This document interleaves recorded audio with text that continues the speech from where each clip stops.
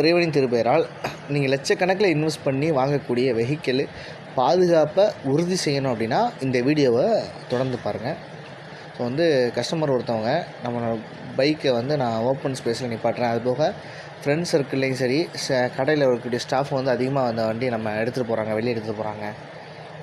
So நான் வந்து என் வண்டி 60க்கு மேலே யூஸ் பண்ண மாட்டேன், நான் எடுத்துகிட்டு போகிறவங்க அந்த மாதிரி யூஸ் பண்ணுறாங்களா என்னன்னு தெரியல, இப்படி நிறையா கேள்விகள் இருக்குது. இது வந்து எப்படின்னா அந்த வண்டி மேலே ஒரு எமோஷனாக வந்து அஃபெக்ட் ஆகிருப்பாங்க. ஸோ அதனால் வந்து இவ்வளோ விஷயங்களை யோசித்து அவங்க சொல்கிறாங்க. அதுக்கான தீர்வு தான் நம்ம கொடுத்துருந்தோம். ஸோ அந்த வீடியோவை தொடர்ந்து பாருங்கள். Welcome to MOK traders.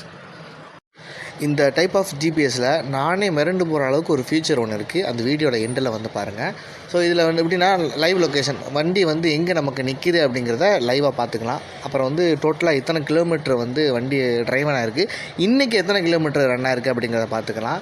அதே சமயம் வண்டி வந்து எங்கெல்லாம் ஓவர் ஸ்பீடு போயிருக்கு, எங்கெல்லாம் மெதுவாக போயிருக்கு, எங்கெல்லாம் ரொம்ப நேரம் நின்றுருக்கு, ஹோல்டாக வந்து ஓனர் நின்றுருக்கு அன்வான்டாக. ஸோ இந்த மாதிரி வெஹிக்கிளாக பார்த்துக்கலாம். அதுபோக இன்ஜின் ஆனில் இருக்கா ஆஃபில் இருக்கா அப்படிங்கிறத பார்த்துக்கலாம். வண்டி என்ன கிலோமீட்டர் ஸ்பீடில் போயிருக்கு அப்படிங்கிறத பார்த்துக்கலாம்.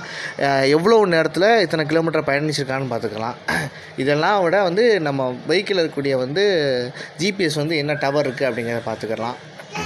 ரோடுவே பார்த்துக்கலாம், எங்கெங்கெல்லாம் ட்ராவல் ஆகிருக்கு, எந்த இடத்துல தான் ஸ்டாப்பு வச்சுருக்காங்க அப்படிங்கிறத நீங்கள் பார்த்துக்கலாம். கடைசியாக எந்த ஸ்டாப்பில் போய் நிப்பாட்டியிருக்காங்க அப்படிங்கிறதையும் பார்த்துக்கலாம்.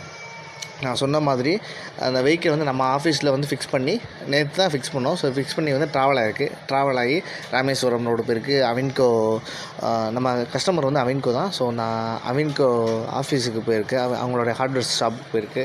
ஸோ எங்கெல்லாம் ட்ராவல் ஆகிருக்கு அப்படிங்கிறத பார்த்துக்கலாம். ஸோ எங்கெல்லாம் அதிகமான ஸ்பீட் மேலே வந்து கிலோமீட்டர் ஸ்பீட் இருக்கும். ஸோ 60க்கு மேலே எப்படி போயிருக்காங்க, ஏன்னா நிறைய பேர் வந்து வண்டி வந்து ஒரு சென்டிமெண்ட்டாக வச்சுருப்பாங்க. ஸோ அதை வந்து வேகமாக விரட்டினோம் அப்படின்னா அதை நம்ம இதிலே பார்த்துக்கலாம். எத்தனை கிலோமீட்டர் ஸ்பீட்லலாம் வந்து அதிகமாக போயிருக்காங்க, எங்கே அந்த அன்வான்டாக நின்றுருக்கு, என்னென்ன டைமிங்க்கு போயிருக்காங்க, என்னென்ன டைமிங்க்கு எந்தெந்த டெலிவரிக்கு போயிருக்காங்க அப்படிங்கிறதையும் நம்ம பார்த்துக்கலாம்.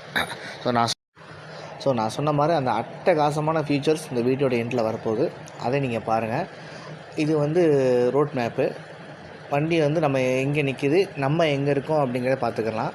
ஸோ இதையும் தாண்டி ஸ்ட்ரீட் வியூன்னு சொல்லக்கூடிய அந்த இது வண்டி வந்து எங்கே நின்றுச்சு, அந்த ஏரியா எப்படி இருக்குது அப்படிங்கிறத நீங்கள் பாருங்கள். ஸோ அந்த ஏரியா இதான் அவின்கோ ஸ்பேஸு, அந்த மாடக்கோட்டான் ரோடு. ஸோ அது எப்படி இருக்குது, எந்த மாதிரி இடத்துல வந்து நம்ம வண்டி நிப்பாட்டியிருக்கோம் அப்படிங்கிறத முதல்ல நம்ம பார்த்துக்கலாம். நன்றி, வணக்கம்.